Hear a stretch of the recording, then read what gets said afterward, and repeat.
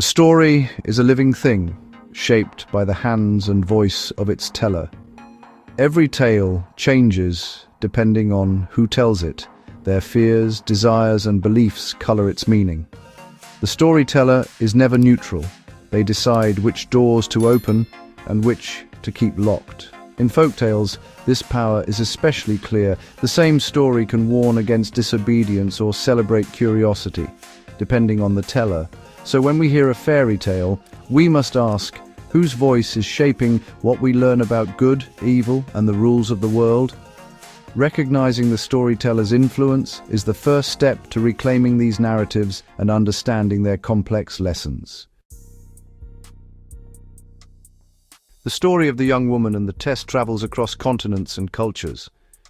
In West Africa, Eastern Europe, East Asia, and the Americas, its shape remains a girl, a rule, a forbidden act. The details change: a king, a merchant, a magical hut.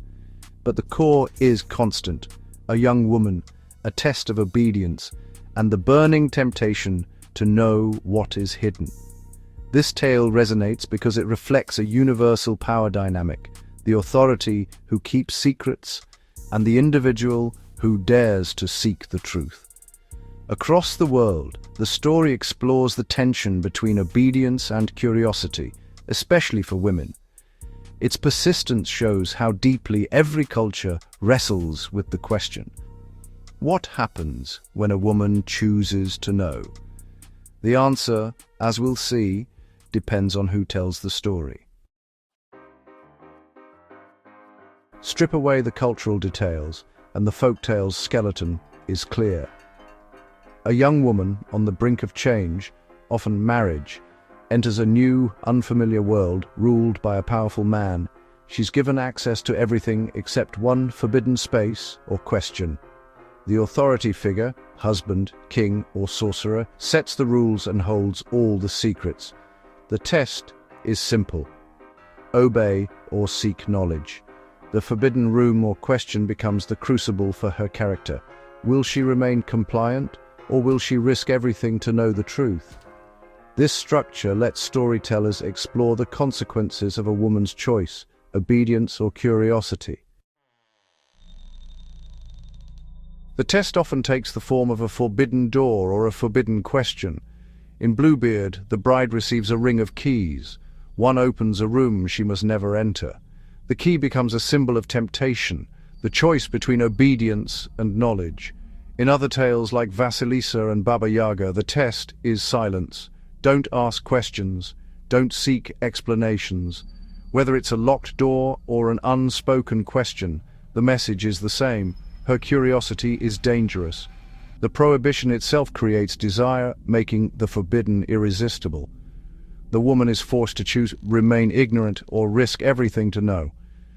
The storyteller decides what her choice means: wickedness or wisdom, doom or liberation. The test is never just about rules. It's about who controls knowledge and who gets to ask why. In every version, the woman's curiosity is the story's true engine. In many classic European versions, a woman's curiosity is punished harshly. In Bluebeard, the wife opens the forbidden door, discovers her husband's bloody secret, and faces death for her disobedience. The blood-stained key becomes proof of her sin. Her survival often depends on rescue by others, reinforcing the idea that women cannot save themselves. Other tales echo this. Pandora opens the box and unleashes sorrow. Psyche's questions cost her happiness. The lesson is clear: a woman's desire to know is a fatal flaw. These stories, shaped by patriarchal societies, teach that obedience is safety and curiosity is ruin. The message is unambiguous: good women do not ask questions. These tales were tools of social control, warning women to stay silent and compliant. The horror is not just in the bloody chamber, but in the demand for ignorance. But not all versions end in punishment. In many oral traditions, especially those passed down by women, curiosity is a weapon, not a weakness. When the heroine opens the forbidden door, she gains the knowledge she needs to survive. In tales like Mr. Fox, Lady Mary uses what she learns to expose her murderous fiancé and save herself and others. Here, curiosity leads to justice, not doom.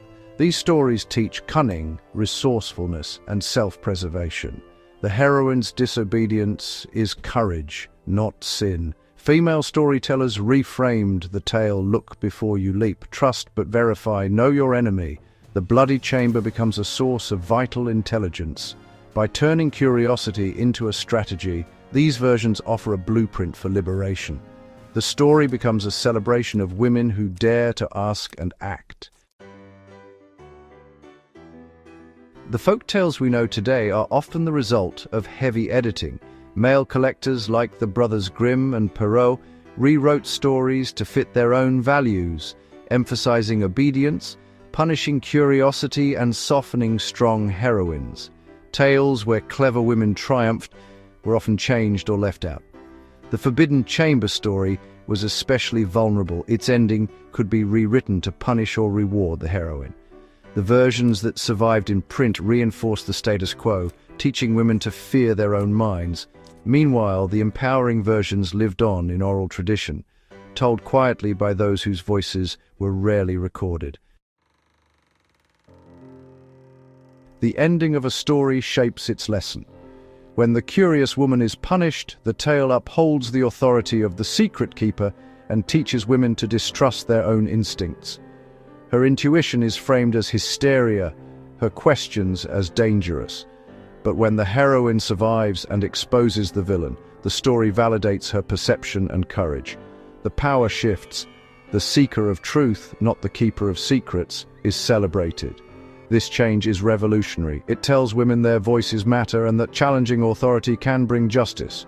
The final word can reinforce the cage or hand the heroine the key. The storyteller's choice determines which lesson endures. This old folktale is still alive today, playing out in boardrooms, families, and relationships. The Forbidden Chamber is now a secret meeting, a silenced question, a woman told she's overreacting. Women are still punished for seeking truth, labeled difficult or hysterical for asking too much. But the empowering versions of the tale remind us, asking questions is survival, not sin. Knowledge, even when painful, is better than ignorance. By choosing which version to tell, we can change the story's meaning, restoring lost voices and empowering new ones. The most heroic act may be the simple, brave choice to turn the key and open the door.